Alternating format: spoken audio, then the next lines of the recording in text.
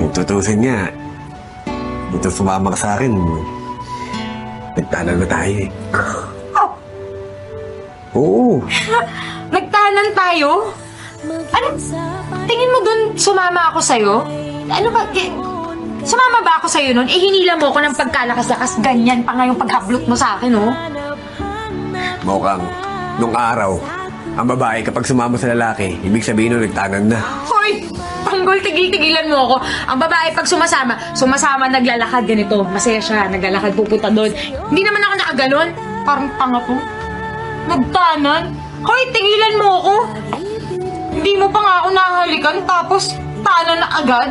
Asa ka, boy? Ano ka? Iba inintay mo.